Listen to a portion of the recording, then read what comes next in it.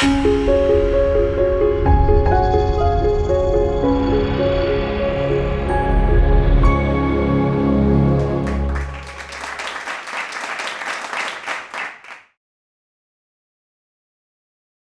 hello, and welcome to everybody today for today's session of IndicTalks. We have with us today a very special guest. Her name is Dr. Sonali Gupta. She is an anthropological archaeologist and a lawyer, which is, I mean, you wear so many hats. It's a very rare combination. And so her doctoral thesis looked at the ways in which knowledge and skill get transferred from one generation to the other. She employed anthropological methods and worked extensively with potters of Egypt and India, looking at their gestures, movements, and practice to understand cultural transmission in Greco-Roman Egypt. She simultaneously evolved as a researcher and practitioner of South Asian and Southeast Asian anthropological archaeology, focusing on various aspects of cultural transmission, both tangible and intangible. Dr. Gupta started the first ever non-invasive archaeological field school in India and set up the Himalayan Institute of Cultural and Heritage Studies in the beautiful and picturesque Kullu Valley in the Himalayas. The institute has become a place where the academic meets the non-academic with workshop retreats, short-term and long-term courses, and workshops plus online seminars every weekend free for all to join. Her institute, along with Dr. Anya Kotorba Morley of Flinders University, secured a grant from the Australian government under the New Colombo Plan to train students and work on transhumans in the Himalayas. So with these words, ma'am, we welcome you to our platform and we are delighted to have you with us. And we really look forward to hearing about your work. Thank you, ma'am. Over to you. Thank you so much, Dr. Ankur and Dr. Shikha, and all of you who are present here, taking this time off during the weekend to listen to me. So I feel very much appreciated that you've taken that time off. Today, I will be talking a little bit about cultural transmission. And I do want to thank Indus University and your center, for making this happen.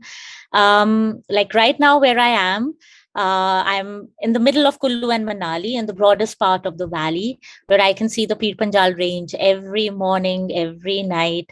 And that gives me a sense of well-being that, the sentinels of the north are still there. They haven't disappeared. Of course, our dilling dallying with it is going on nonstop, but let's see how much can they take. And as people, as repositories of knowledge and everything that we have, jo hamari dharohar hai, I feel that so important to safeguard that. So important. A lot of times people ask me, why is culture important? How does it matter? It matters because it brings integrity, it brings sensitization, and it tells us who we are, our story.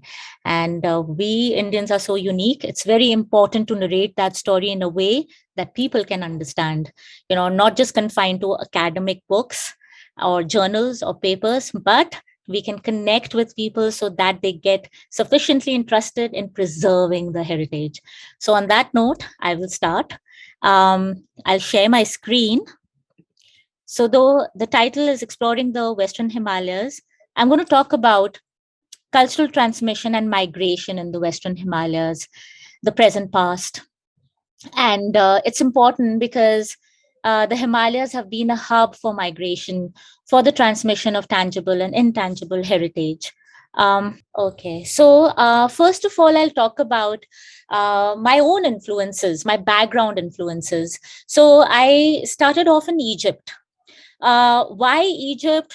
Things happen. And of course, Egypt is so strategically placed on the world map that I really wanted to get a sense of the Greco-Roman world, the Mediterranean, and the Indian Ocean. It's that point where you can kind of approach both worlds with a deeper understanding. And that's how Egypt happened. After I took a long route where I was a lawyer and I felt, no, this is not what I want to continue doing. So after practicing for 6 years in the field of criminal law, I got into archaeology, and I visualized myself sitting in a tent with a lantern, writing my journal. Little did I know that it would be in Egypt. It's like the minute an archaeologist closes one's eyes, you always see the pyramids. And I was there. So that started my own dream. And so my influences have been studies and diverse subjects and countries. My father was in the foreign services. So I traveled a lot. And each time I traveled, I had to adapt to every system. I had to rewire my brain. So, understandably, I said, I would like to learn and study about learning mechanisms and teaching mechanisms and how humans adapt and how do they transmit culture. And how do you find it in the archaeological record? So I started this study, and it turned out to be my dissertation title, which is rather long and very, very not so appealing. It goes like understanding transmission of skill as influencing continuity or change through locally manufactured utilitarian wear at Greco-Roman Karanas. But in the crux of it is, we archaeologists look at continuity or change. We look at change, we look at why things continue, and we do dating for that. So we do carbon 14 dating, or we're looking at ceramic styles and how they're changing and how we can periodize layers that we excavate. But for me, that was just not enough. What was more important was looking at the subtle pushers, but the influences and continuity or change are important, because who are the movers and shakers who allow change to happen or who allow traditions to continue? What are those mechanisms? And that was what I was interested in. So I looked at the theory of practice. I looked at the technology of operations. It's a word coined by the French, the chaîne opératoire, where a lot of anthropologists looked at this to understand, the making of objects. But I tried to apply this to pottery and, of course, ethnoarchaeology, which is another way of saying ethnography, though ethnoarchaeologists are not taken very seriously. And there was this paper which was written by Olivier Gozelian, who worked extensively in Africa.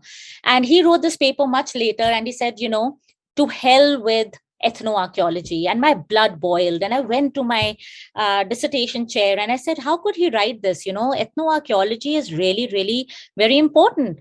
And my professor said, Sonali, that's why you need to publish, because people need to know that archaeologists also do ethnoarchaeology, but there's no structure to what we do.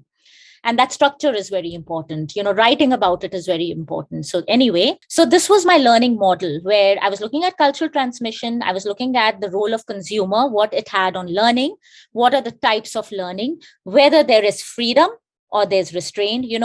We oftentimes in old films, we see the Master G of Hindi films having a long stick and beating the knuckles, or reprimanding their students. And what does it do? Does it give rigidity to the student, or does it make the student flexible enough to just experiment and be more variable in the things that they make? Or does it promote standardization, that if you do not follow this, you're out of here, you will be scolded, you will be slapped, or whatever? So that's how I wanted to achieve continuity and change. I wanted to notice this. Now, the thing was, when I started off, I thought I could find the individual in this record. But as research went on, I realized I could find the schools of learning which were like islands in a sea of ceramics, who were making the same kind of pottery. So I was trying to understand the differences and similarities between potters who make the same kind of pottery, for example, in a village or in a town. How do they differentiate between theirs and ours? That kind of a thing. So I started working in pottery studios in Los Angeles here and in Egypt, where on the one hand, the Egyptians were making potters for consumers, while in Los Angeles, they were making it because it was creative, because they just wanted to do pottery. So I was looking at communities of practice. that what are the different communities of practices and what are the similarities and differences within and between these communities of practice. I looked at apprenticeship and culturation. This little boy in Egypt, he used to join his father's pottery workshop every day and just play with things. And that's how he got enculturated. Like how we as kids, we see our parents doing things and we just emulate them, and we don't even know it. We just become one of them, right? So with chain operatoire, where we are trying to reach the ideational, because potters stand muted in the sands of times, to say it poetically. You look at the operation sequence of how pottery is made. Where are you procuring the raw material from? How are you preparing it? What is the finished object like? What is its usage, and how are you reusing and discarding it?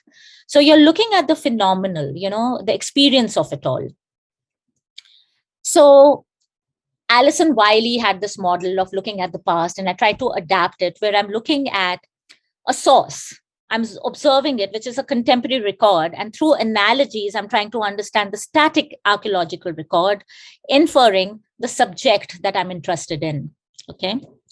So here was my site. It's a 60-hectare site in Egypt, 2.5 hours from the pyramids. And I worked here for 8 years. This little big hole that you see in the middle was back in the 1900s, when it was pillaged by people who were more interested in the manure and fertilizers that these ancient sites produced. So they would just dig it up and just take it all up for farming purposes, till the British came and the Italians came and they started conserving this. And this is the site as it stands today. We have a museum there, and it's really nice. And the villagers are very, very protective about it. And these were the kind of pots I was looking at. These are cooking pots from the Greco-Roman period. And these are what I mean by utilitarian ware in my dissertation. Utilitarian ware, everyday use, nobody is, attached to this. So for example, in your own homes, all of those who are here, when your guests come, do you show them your cooking pots, or do you show them your chinaware or your crystals, So I had to choose pottery that was not exotic, that was, people were not attached to it. It was just very functional. I looked at about 24 workshops, right from North Egypt to South Egypt. So Dar es Salaam, Bala, Sheikh Ali, Fustat, Komashim, Nazla, worked with the potters day in and day out. And I also worked in India. I worked in Chedamangalam, Tattapalli, and Kurumulur in Kerala. I also worked in these workshops in Chhatrikera and Amer and all in Rajasthan. I wanted to build a model for understanding pottery. And I'm talking about all of this because this is so related to what I'm doing in the Himalayas now. So I adopted an ethno-archaeological approach, where I looked at action analysis. So how a particular potter is picking up a tool, keeping the tool. And again, they're making the same kind of pottery. But how, and the placement of things, and how the movement is, their activity, how they use their space, what kind of gestures and postures are they using? So when they make the same pottery, are they getting up at the same time? Are they raising their fingers at the same time? When do they knead the dough? When do they feel the need to add more water? So very carefully, I was just used to sit there, observe. And then when I actually started analyzing the whole material, I started annotating everything scene by scene. So the number of times a person raises the pot, when you're making pottery, you're using centrifugal force, and when you're raising it, what fingers are being used versus somebody else who's making the same pottery? Which fingers is he using? Because there lies the secret ingredient, which is not written down, but which is inculturated, which is passed on from generation to generation through the habitus by, just being there. I looked at transition diagrams, how they're transitioning from one action to another, and the kind of variability that you see in the measurements that you see. And then I started trying to compare all of that archaeologically looking at the pottery visually, chemically, and doing metric analysis as well. So one thing I did was scan sampling of space usage for potters at a particular. So I'm just giving you an example. So these were the potters, okay, and for the sake of their identities, we are supposed to keep initials. I wish they had a name, but we can't reveal the names because we have to follow the protocol. So these were 4 different potters and how they function in the trampling area, in the wheel area, in drying area, and they're different. And the ones who are same belong to the same studio, okay, to the same workshop. I looked at gestures and postures, so I'm looking at qualitative micro variables. Now the problem was, how do you understand qualitative data? So I had to convert that into quantitative data. So again, looking at similarities within workshops and differences between workshops while manufacturing similar vessels. Here you see, this is me when I was 6 years old with my doll. This is in Himachal, in a place called Solan, many, many years ago. That's my mother, my grandmother. Now, if you see my grandmother's posture, it's very similar to this one now. And I realized that my whole maternal side, whenever they're very solemn, or they're thinking about something, or there's something in the family, we always sit in the same way with our hands like that. Everybody in the maternal side. And this was something I grasped from photos of my cousins, all maternal cousins, not the paternal cousins. So this was something, a gesture or something that we caught on to without even realizing it. Okay. So this is what I mean by comparing gestures and postures. I told you, like, I annotated each and every category. So here, hand usage, active hand, their activity, the active tool type, and then transferring all this data into statistics and seeing the pattern that emerges, how similar or how different they are. And I adapted a neuroscience software to what I wanted to do. So I had to change, the whole code for it, but it was worth it. Anyway, so a few examples. These were 2 brothers, okay, who were separated when they were 16 years old. And I was just trying to compare how many times they stand, sit, bend, lift, and lean, making the same kind of pottery, okay. The transition diagrams that I talked about. So how are they using the anvil, coming from the anvil to the hammer versus the hammer to the anvil? Like, what are the changes? So the ones that were in from the same workshop would look similar versus somebody else. Again, how do they trample or knead the dough or knead the clay? So this one does it with the hand, this one does it with the foot, different mechanisms. I looked at kernel density tests, checking their rim thickness to see how similar or how different they are. I also did double blind tests. So this is a potter in Balas, in Egypt, in Middle Egypt, and he's sitting here really confused that what am I up to? So what I did was I asked my assistant to pick up random sherds from where he knew which workshop he's picked them up from. And I told him to break them and I numbered them. Then I would go to every potter and ask them to identify which one is theirs versus which one is somebody else's, because they would always say that we know. And they would tell me, you know your signature. How many Sonalis are there in this world? I said, well, on Facebook, 176. He says, so if they sign, will you recognize your signature? I said, of course I will. He said, it's the same thing. I know what the one that I've made. So they know there's the things that they have made versus their son, their nephew. And if they have not recognized it, it means that they're not familiar with that genre. And they will tell you that we don't know about this one. And you will be amazed that they are so right.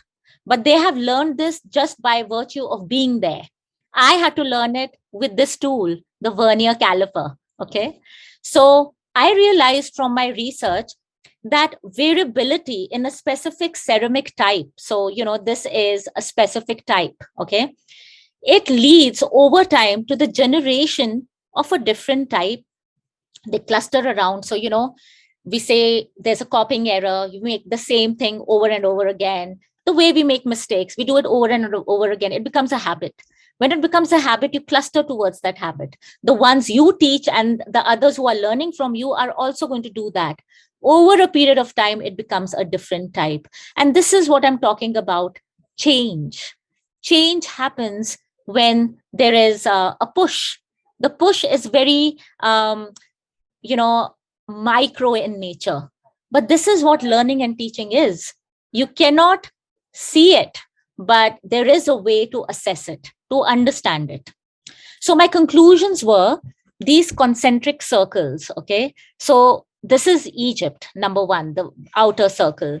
The pottery workshop is the blue circle, and the individual potter is the third. So all work within the boundaries of this specific group. When the boundaries are crossed, new types are generated, and enculturation takes place in a specific tradition. Okay. So working in a community of practice is a source of identity, us versus them. And based on teaching and learning traditions passed on through cultural transmission, you can understand that traditions can be discerned in the archaeological record as well. So my journey for the Egyptian side was based on all of these pictures and snippets that you see. I, encountered beautiful people who opened their hearts.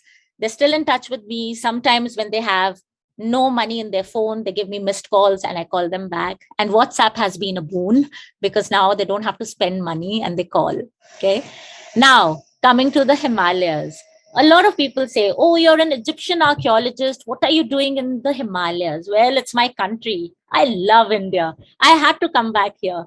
And of course, my parents were getting old and I could kill three birds with one stone.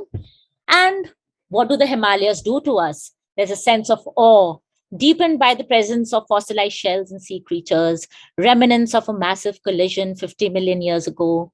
A supercontinent, we all know this, Gondwana land hits the Eurasian tectonic plate. The earth rises upward 2 centimeters a year, even now, and a complex populated landscape with an intricate patchwork of cultures. We have 240 million inhabitants who speak more than 400 languages and practice at least 12 religions. But where does mythology end and reality begin in the Himalayas? We have all the gods and goddesses coming from the Himalayas, from the high mountain passes. So, what is real and what is fiction and what is myth and reality has always fascinated me. So, myths, they're traditional stories about past events, usually involving gods and goddesses and genealogies or lists of ancestors and descendants, right? So, myth and myth making is concerned with gods and relations with mortals. A myth story is based on tradition, legend, it has deep symbolic meaning, and it conveys a truth. It conveys a truth who want to tell it and hear it. And it may mean that it's like a true event that has been recorded in a mythical kind of way. Because anything that is mythical, which is fantastical, is always remembered. You won't remember having tea with me, but you will remember having tea with the Rakshasa or, a Deva, something really out of this world. So some myths are accounts of actual events which are transformed by symbolic meaning, or they're shifted in time on place, or myths are used to explain universal local beginnings and involve supernatural beings. And the major reason why myths survive are the great power of narration, of the meaning of stories to the culture in which they developed, sometimes thousands of years. And I feel as archaeologists, as anthropologists, storytelling is very, very important to preserve culture. Just writing is not enough, just teaching is not enough, but narrating those stories is also very important. So, we know that in the past, with the early officers of the East India Company, they were deeply influenced by Indian culture. So there was this thing, a process where there was Brahminization of the Englishman. So to change the influence and to take things in control, all Sanskrit literature was dubbed to be mythical.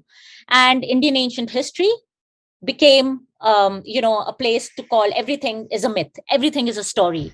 The Archbishop of Ireland fixed October 23rd, 4004 BCE as the date of creation of Earth, and anything contradicting that point in time had to be a myth. And sadly, our own Indian myths became a part of that. So, Itihas, that which happened, the Mahabharata, the Ramayana, we all know it means that which happened, but it contains cultural frameworks such as the concepts of karma, dharma, atma, and avatara. Now, coming to myths, okay? These are the Drokpas, the photos that you see. They live in the northern bank of the Indus. They're also known as the Hanu people, the Da people, from the name of their villages, Biama and Girkun. They live in the Ladakh area. They have non-Mongolian features. They're supposedly pure Aryans. This fixation with Aryans is like really there. So it's a ritual-based cult, and few are Buddhists or Muslims. The females, they are known as Drokmos. The Brokstart language is a part of the Indo-Aryan native languages group. The languages which are spoken are in Jammu and Kashmir, Eastern Afghanistan, Pakistan's Gilgit, Baltistan, and Khyber Pakhtunkhwa area, where the Dard Shina language is spoken. Now, who are the Drokpas? According to their story, they were defeated in 326 BC by King Porus. Alexander left India, but some of his soldiers stayed back in the Batalic region. And though the DNA analysis does not provide any evidence of Alexander's link, so much so that even in the Malana area, which is 3 hours from here, there's no association DNA link. It's just a story. The other theory says that the Dards moved to India 1,000 years back from the Gilgit-Baltistan region, which could be plausible. The other community of Dards still reside in the Pakistan-occupied Kashmir area. The Kalash people from POK are also part of the same community. And they're also mentioned in the Raj Tarangani, the king lists of the Kashmir king list. Now, there's a myth of the Drokpas that there were 3 brothers, Galo, Melo, and Dulo, who came to Ladakh in search of pasture land. There was a big sea in the region from Ladakh to Tibet, and there were 3 brothers who reached the sea. Now, what is the sea? It's actually the lake, okay? Their descendants are today called Brokpas, and a 4th brother stayed back in Gilgit. So when you actually analyze this whole myth, you see that there is a distribution of these people all around in a similar way, that there are people in Gilgit, there are people in this area where they talk about there is that land for pasture and that there is a lake. So when you look at factual historical accounts, legendary occurrences, and mythical events, you feel as you go to the mythical event, the meaning is paramount. When you go to the facts become paramount. So in our view, myths should not be just slightly taken. There's a way to analyze those myths. So a sense of history is very, very important. According to Romila Thapar, she has talked about it. She says there are 2 forms of history. Embedded history, which is historical consciousness, has to be interpreted through myth, epic, and genealogies. And these kind of societies are lineage-based. And if you have an externalized sense of history, it is evident, the historical consciousness is evident and self-conscious, and you understand it through chronicles and biographies. And that kind of society is a state society. So the landscapes of the Himalayas, they represent cultural identity, they mirror social order, they inspire built forms. They're represented in epic texts like the Mahabharata and the Ramayana. They are oral narratives that have not been written down. And it deals with the local people, a built and an open landscape. As you see how beautiful this village is, I can actually see it every day from where I am. So landscape in the Western Himalayas are containers facilitating human activities. They are observed and interpreted as representations. You can find signs and symbols all over the landscape which encode meanings. They represent cultural and historical narratives, non-verbal communication of the core of culture, a way of life. If you look at these 2 separate building forms, one is Kath Kuni, which comes from the word kasht, which is wood, and Kuni means corner. The way they are built, they are built for this region. They are earthquake resistant. And look at those garish buildings in the back. That speaks of commercialization and the use of cement, which is actually not as long lasting as, mud brick. You see mud brick all over, Leh, Ladakh and all, and they've been there for thousands of years. But anyway, this whole idea of status linked to concrete has overpowered a lot of countries, including Egypt and India. So you experience the landscape through senses, which is dynamic and ever evolving. There are open space and structures that have to be understood. There are trees and buildings and everything around it. And that's where you find patterns in form and meaning that encode culture. So when you look at identity formation and negotiation, you look at social roles and materiality, the kind of material culture they engage with, and how they engage with the public and the private sphere. So, for example, you look at this dental floss, okay? And when you're looking at identity, do you go out in the open or brush your teeth or, clean your nose or something? You would never do that. But you want to be seen in fancy cars. You want to be seen within here a very ugly Louis Vuitton bag because it's a brand, because there is this social role that you have to convey to society, that who you are, where you belong. You want to say so much even without speaking a word. So we have different layers of identity that can be kind of understood this way. So there's collective identity and then there's individual identity. And there's always in conflict or they're negotiating. There's spatial archetypes, carriers of meaning in the landscape. And you find in the Western Himalayas, there's this negotiation of relationships on an everyday basis. There's a symbolic landscape where there's a sense of location, land, belonging, and you see a repetition of places. Now, here, when I look at villages, I feel that the whole idea of Char Dham is continually repeated with the four deities of the village. The deities live on the banks of streams, near wells, and this whole idea of the Tirath is repeated in these small areas as well, as with different parts of India. So there's a creation of clusters, there's circles of sacred places, and the secular works around the sacred. And there are groups of 4, 5, 7, or 12 sites. There's sacred geography.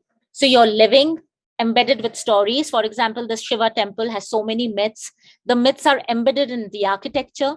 They are on a daily life. They are kind of rejuvenated. The stories are rejuvenated. They're connected. They're duplicated. There's a multiplicity of this, and there's an association. So you read all of this holistically, where you're looking at a textual analysis of landscape through epics, myths, and texts. And here I'm talking about intangible cultural heritage as well, because my whole idea of cultural transmission was looking at tangible material culture, but now I'm looking at tangible and intangible cultural heritage. So how do I grasp all of this? I look at visual representations, natural phenomenon, and the stories behind those natural phenomena, oral traditions, which are personal, collective, with a meaning around the sacred, myths of settlements, miraculous events associated with natural features, making a sacred space. And you find the sacred space, but the stories that make up that space are not written down. They are just transmitted from generation to generation. Human behavior is better understood through archaeological evidence and their present day relationship with those ancient sacred spots and how the secular revolves around it. So through observation, through fieldwork, through contemporary architecture in the area and the pattern of symbols, I'm trying to get a grasp of the meaning of all of this, of all this qualitative meaning in quantitative terms. So intangible heritage, there is a process of understanding it, and it cannot be sidelined because it's so integral to tangible heritage as well. It's almost like two sides of the same coin. To understand one, you have to understand the other. And here is Kulu. This is the broadest part of the Bias, meandering Bias River. And I was talking about the spatial archetypes, the natural archetypes. So the whole idea of naturally occurring features embedded in a structured environment where it's a narration of the story becomes important. So the spatial becomes human inspired by natural forms and dynamic processes, and they're archetypal symbols which are very, very typical of this landscape. So like the myth of Jagatipat, which is the castle of the Kulu kings in the third capital of the Kulu kings. This structure, you would think, oh, it's fairly new. Of course, it's new, but the spot itself is very old. The whole idea of the people of Himachal, the Western Himalayas in particular, that the gods are humanized. Their houses have to be renewed because wood rots, and they use deodar, Himalayan cedar, to make these homes. So every 80 years, they will demolish the old temple, and which is not like attuned to our own sensibilities. We will say, oh my God, what are they doing? They should value. They do value, but they value their gods and their aspirations more than what we think of the old and archaic structures. They'll make it in a very similar form, but they will copy the old. And here, Jagati Pat is actually, Pat means a stone. So the Pat is a large stone. And the story goes that there was this place in Manali, near Manali in Nehru Kund, where there's a cliff face, which is totally, you can see the cliff face. And that stone has been cut out and put here. And they say that the swarm of bees, who are the 84 crore devtas and devis, got it here. And this is the central area of all the gods and goddesses. And everybody else has to come here, pay homage, because this is the focus of all the gods and goddesses of the Kullu Valley. It's called Dev Bhumi, this area. Now, why this has been put here is because you want subservience. This is, of course, the capital of the Kullu kings. Why would anybody come here? They have to narrate a myth. The myth has to be based on something that the people connect with. And what do they connect with most? With the natural world, with the flora and the fauna.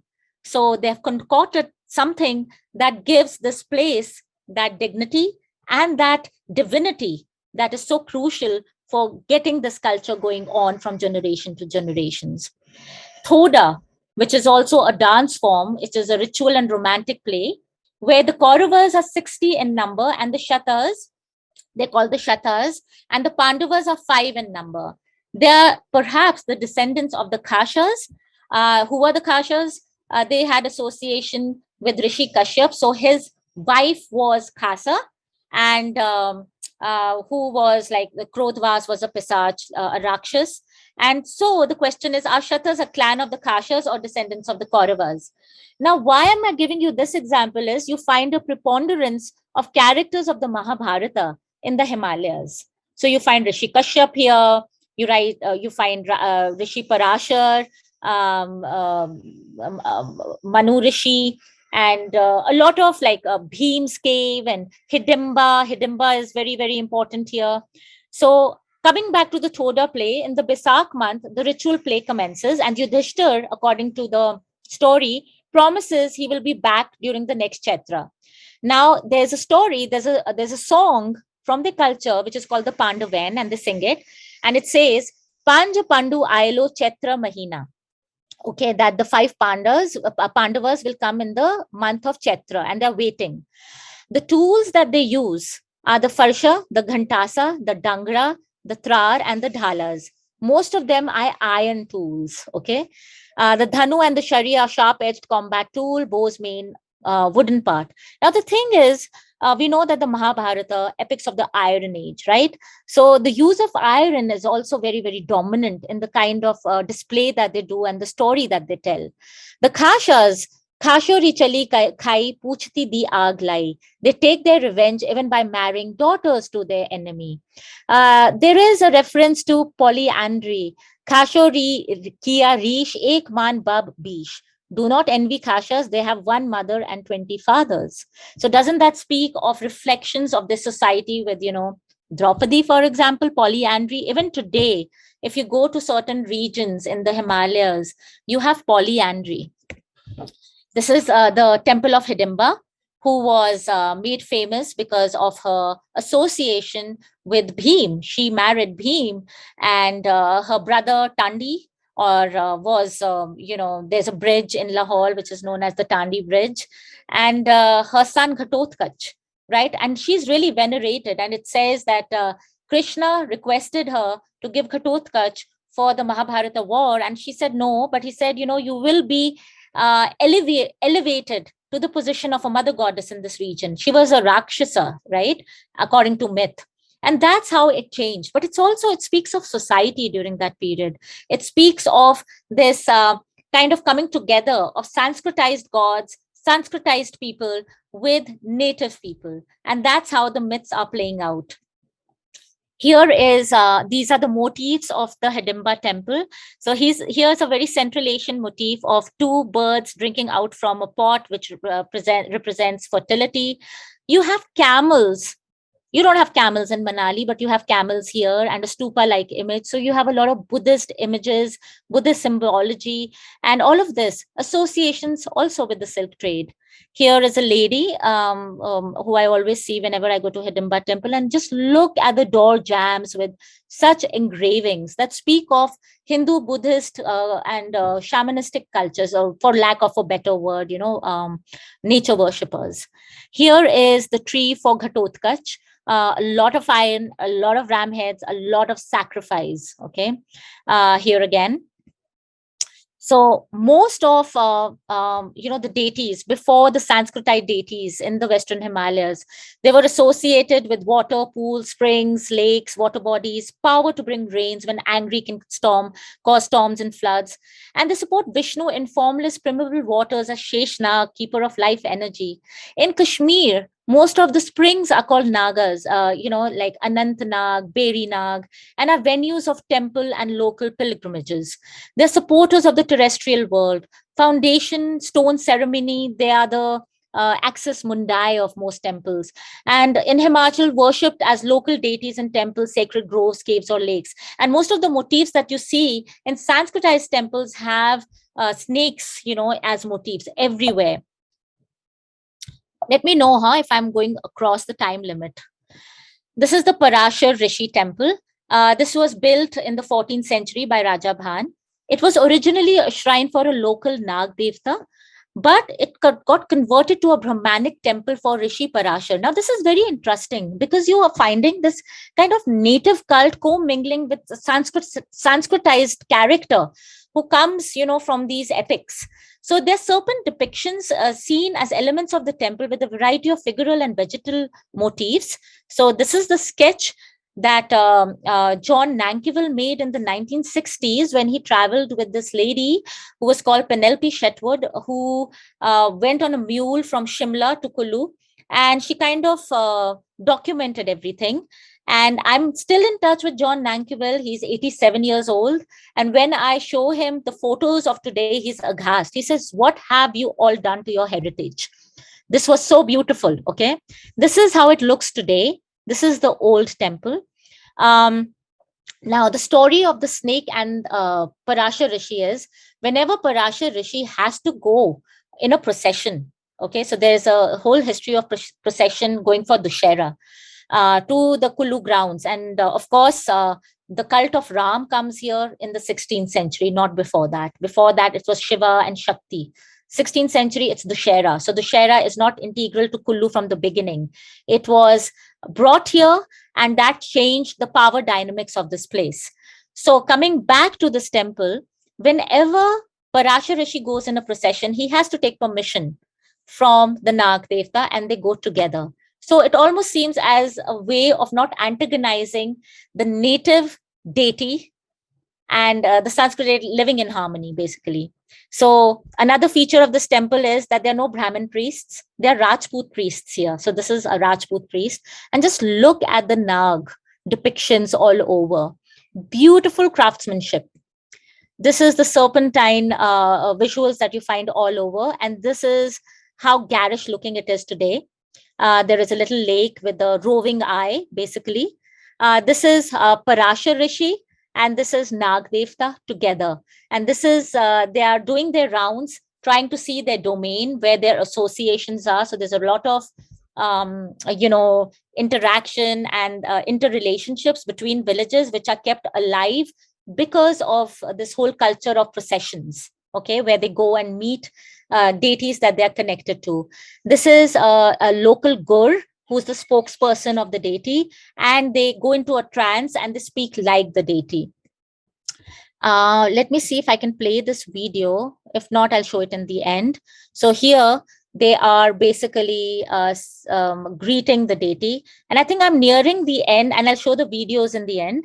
The deities have their own officials. They have 11 officials, and they take care of their lands, of the entire sequence of events relating to festivals. Here I'm talking to a priest in a village remote here. Here are my students from the field school learning about all of this. And this is my institute. Now a lot has changed. It's become more warm and pleasant. And, I would urge you all to follow us on Instagram and Facebook and all of that, so that you can stay connected with all that we do. This is how it looks, the view of the Peer Panjal. This is the building of the institute. This is the library that I have created.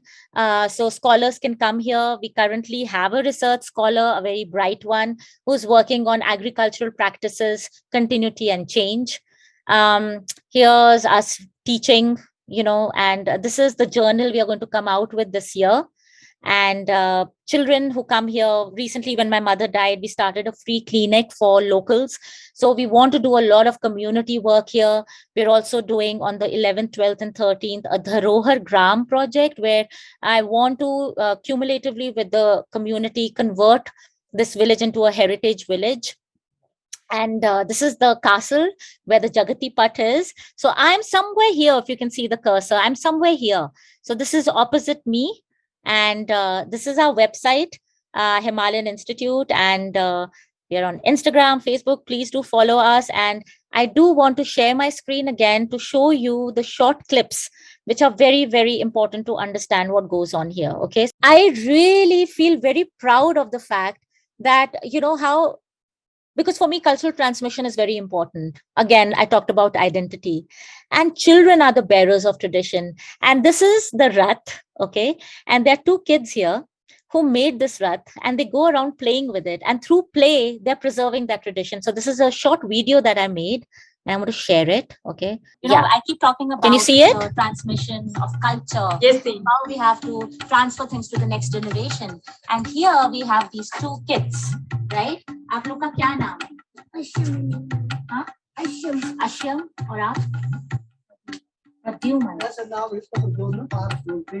So Parth and Ashuman, very beautiful names. They are very classical names. And you know what is so classy about these kids? They need this.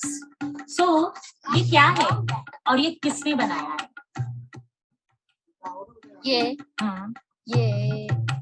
ये लाया है मेरे पापा ने.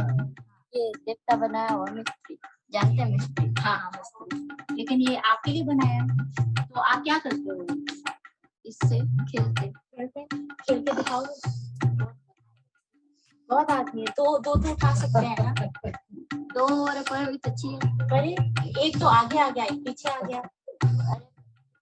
उठा के दिखाओ तो सही. So this is the traditional palki, a miniature version of the palanquin of the god.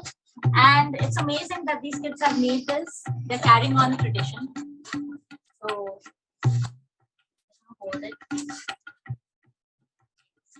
So this is how the devta goes. Okay. So these are bearers of a tradition which should not disappear. And you know what happens? क्या होता है जब पालकी जाती है?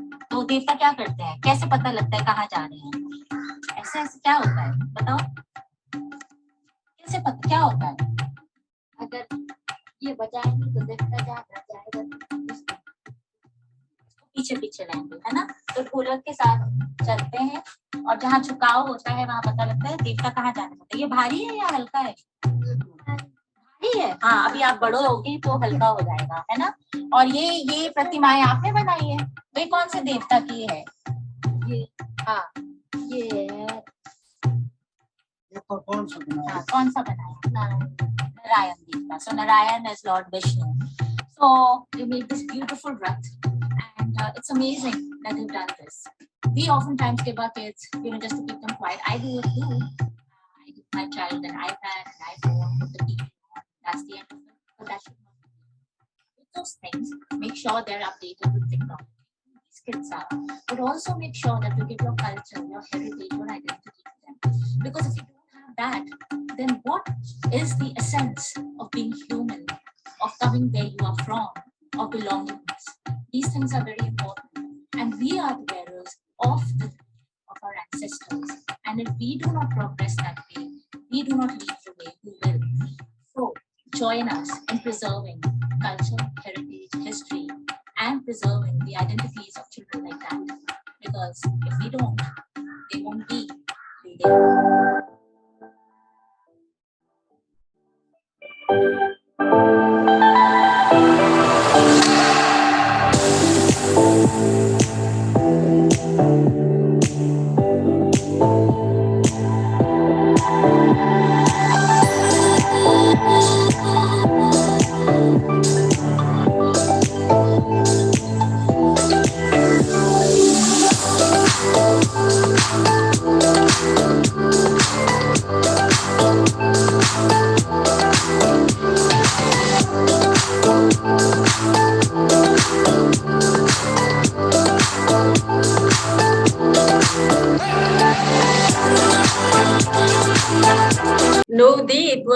wonderful talk. I have just one question regarding this term Sanskritization, because now archaeologically also we know that Himalaya was very much connected with this northern part of India.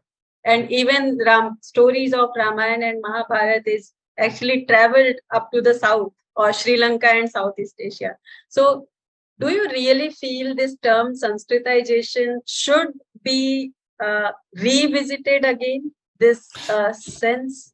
Like there was, the Himalayas were inhabited much before organized religion came into being. So you have these local deities that are wrathful, that are not mainstream deities at all, but they're venerated and they're mixed. So they here, when you come here, you will see two sets of culture. Okay.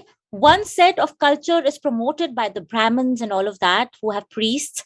The other set is where the gur is very important. So you see these two strands, and I can see it materially because all the wooden temples, okay, are the native deities, and all the stone temples are the mainstream deities. There's a difference. All the stone temples have priests, but the wooden temples do not have them. They have the gurs. The stone temples don't have the gurs. So and they always, everybody tries to associate themselves, their temples, to the Pandavas. They say Pandavon ne banaya, Pandavas mein. You go to central Himalayas, Uttarakhand, they do this, they do it here. This, I think the Mahabharata and the Ramayana were two epics that brought us all together in terms of associating ourselves as one, with that oneness, that pan-Indian feeling. And I think everybody wants to be a part of it.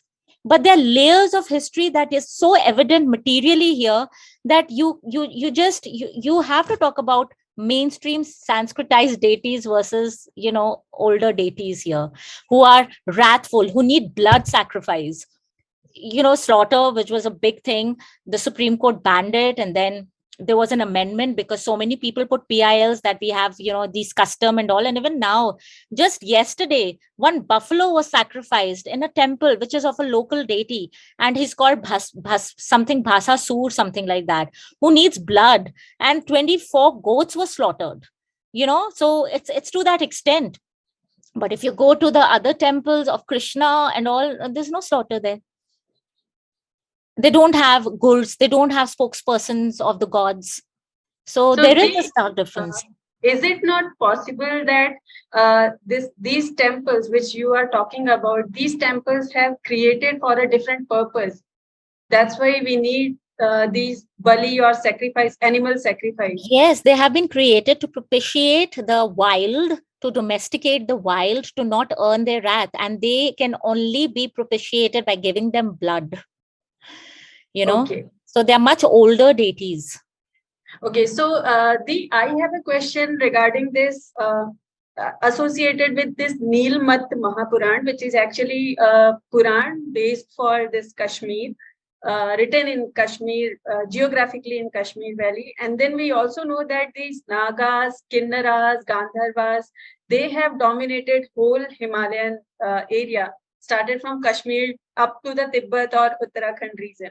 Mm-hmm. Right. So do you feel that these kind of interpretation, like Kinnaras, Gandharvas, and cult of Nagas that you talked about, that is actually inhabited, it's not a part of their Sanskritization or that idea, but it was also embedded, like you talked about the interaction, right? So this interaction, idea of interaction is actually shows, because when we interact, it is not only we exchange the material culture or material things, we also interact with the ideas. Yeah. Yes. Right?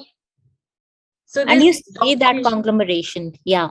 Yes. So this idea of, like, I'm not feeling very much comfortable with this term Sanskritization. That's why I'm asking to you that, do you feel that India was so much geographically, it is totally different zone or different areas, but do you feel that on the intangible, when we talk about intangible heritage, we should use this kind of term? Like there's such a need of revisiting terms, Shikha, because everything that we use, okay, has been given. We need to review terms, and you're right about that. Mainstream scholars, they do talk about Sanskritization, especially scholars who deal with religion. They talk about this deity culture, and I've had this conversation with a very good friend of mine who's at the Harvard Divinity School, and she works on tantra, and she talks about Sanskritization as well, okay, with these deities. But yes, we all, because we need to rewrite our history as well. We need to rewrite, like, you were telling me about the courses that you're doing, and we need to get together and review these terms and talk about these terms. For example, even the word folk has such negative and condescending connotations, doesn't it? When you talk about art, sculptures, and all of that, you were seeing the same kind of thing when it was happening in the dark ages in Europe, and in Africa you're seeing the Benin bronzes, which were amazing. And the whole narrative behind that was, oh, they could have only learned it from the Europeans. They couldn't have done it on their own, till they realized that, oh, the during that period when the Benin bronzes were made, Europe was in the dark period. Yeah. So yes, you're right that maybe Sanskritization is not the term. I'm using the term which is used by mainstream scholars. But yes, we need to get together and rephrase these terms. The coming together of two cultures. So here you see nature worshippers, Buddhist, Bon, and Hindu cultures coming together. For the lack of a better word, nature worshippers, shamans, sometimes people have a problem using the word shaman because shaman has a very different kind of understanding. So the terms that I use are basically the terms to make people understand what's going on. Of course, when these deities are coming from elsewhere, they are dominating, they are taking over. Okay, the native deities are coming to a subservient position, and that's the way society is.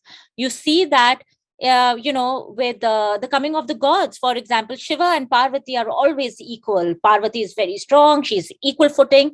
Lakshmi is always at Vishnu's feet. What does that say about society? So I would agree with you that we need to renew terms. So we should get together and do it. We should have forums where we discuss, where people who are in this field come together and say, okay, what is a better word than this, which can explain what is going on here? Exactly. So the communication plays a very important role, I think. We should get together and at least discuss the different ideas, whatever we have in our mind. Yeah. Right. And also the word that I'm using, I'm explaining it like what's going on. So you are getting a context.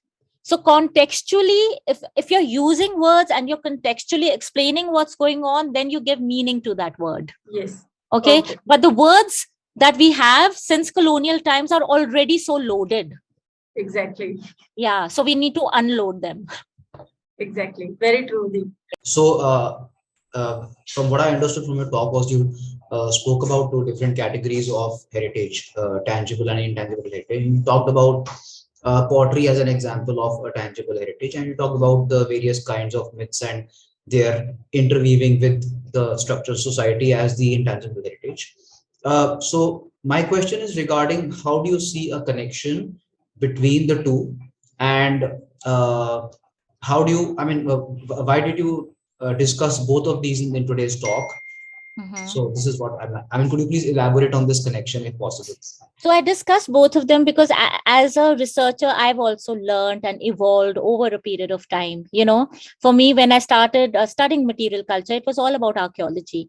In the process of doing archaeology, I realized that anthropology is so integral to it. And, we are so, I don't know if archaeologists would agree with it, but we live in such isolated bins.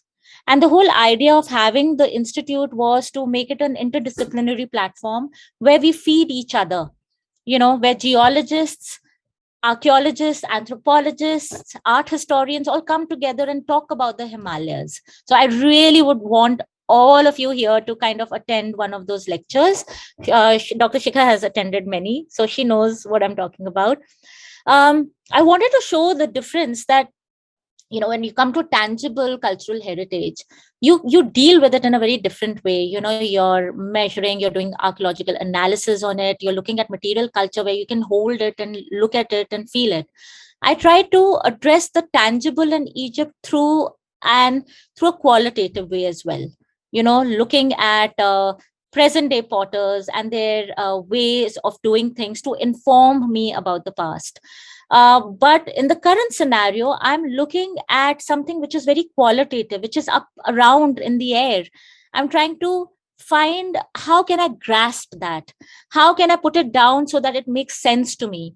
So what we are doing is we are trying to make a model. And I think Rajoli is right here. Rajoli, if you have your camera up, she's working on agricultural practices. She goes and talks to people. She talks about their tools, their implements, their relationship with daily life.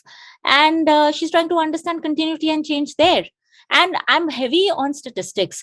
I really like converting qualitative data in a way that makes sense for us to understand what is going on. And looking at intangible cultural heritage and its association with tangible heritage is where I look at cultural transmission deeply. Like, one without the other is not possible. Both have to be seen together. So I think that was the whole idea of talking about intangible and tangible cultural heritage, and my whole journey understanding it and evolving through it. Okay, so first of all, that was an amazing presentation. So thank you, ma'am, for this. I have one query that the areas you were working now or you have worked. So what is the opinion of the young generation? Are they willing to continue their traditional heritage skill, or they want to do any other profession? Because in India, there in various regions, people doesn't want to continue their traditional heritage skills. So I just want to know, is there any difference between other parts of India or in between other parts of India and the Himalayan region? See, the problems are the same. Employment, unless you're fed by your basic needs, you will also always want to venture out. Who doesn't want to live in their own place, but they also want to go out and observe things? The problem with intangible cultural heritage is that it can just disappear because it's not written down, it's not preserved. The cult of the gods and goddesses is pretty strong here within the villages, but the younger generation, they're being schooled and all of that, which is great, but they are not getting this high idea of the importance of they're not all children are able to speak the local Kuluvi language also now. In my own area, where the kids are educated in schools, English schools, they can't speak. They can understand the local language, but they can't speak. The next generation, maybe they'll lose it. So it's very important for people like us to come in and help that awareness, where you link the community and say, you are very important. So when my students come and they do courses and they do field schools and all, and we make it a point that they make short films regarding their projects and we showcase it to the community, because you're not forcing people to like read your papers which are filled with academic jargon. They'll be like, yeah, what torture is this, right? Because it's almost like torture, believe it or not. We've all gone through it. You're currently going through it, but we've also gone through it. The best way to connect is through visual mode. That's why Instagram, TikTok have become so popular, right? So when they look at films which have their history and their culture and meaning, they connect with it because they can relate to it. They can visually, it's appealing. And they ask questions, and sometimes they have tears in their eyes and they say, we didn't know this. And these kids came and they researched for a month. They feel pride. The whole idea is for them to feel pride that this is also great. Everything great doesn't happen in America or in Europe. Everything great happens in villages as well. Make yourself sufficiently what do you call, with ammunition to deal with the world, so that you can preserve your heritage as well. In the beginning, when I came here, villagers, you look at me with a lot of suspicion, but now they reveal things that they would never reveal otherwise, because they consider me somebody who cares. So young children, the whole space that I've created, I want young children to come. I want them to learn about their culture, to do art, to engage. I want that to happen. It will happen slowly, but I cannot be the harbinger of change. A lot of people have to do that. It's a community thing. I can't do it alone. So, yeah, but not all is bad in the valley of the gods and goddesses. The tradition is preserving culture and heritage to an extent. Devayan, that's your answer. That was such a wonderful presentation, Sonali.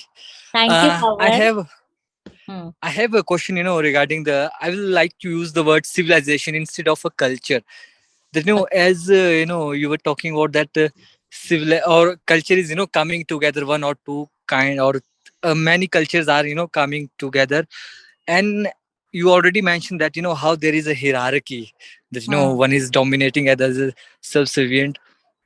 Mhm. Uh, as you have worked in Egypt or elsewhere in Africa, I want to know from you that how you see in those places. As we are seeing in India, there are many civilization who came together. There are clashes, but there are also something beautiful has also come out by the confluence of civilization. uh, what are your experience from the Egypt? How there when other when there are cultures coming together, what Okay. kind of thing they are bringing, or So, yeah. Pawan, the one thing, okay, I'll tell you two things, okay? When and this is an experience that I've had, and that will answer your question. I was in Middle Egypt and I was going to this temple which was built by the Greco-Romans, 3rd century BC. It's called the Temple of Dendara. I was on a pickup truck. I got a lift because they said, "Do you know Amitabh Bachchan?" I said, "Yeah." And I posed as an Arab because I was not supposed to be there.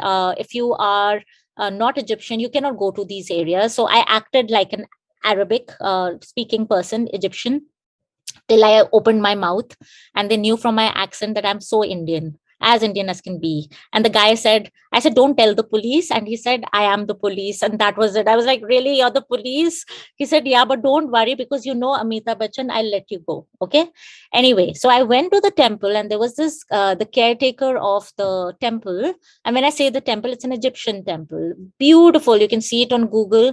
It is built in ode to goddess Hathor, who's the cow goddess. So he took me out of all the people. He said, "You come with me." I said, "Okay, I'll come with you."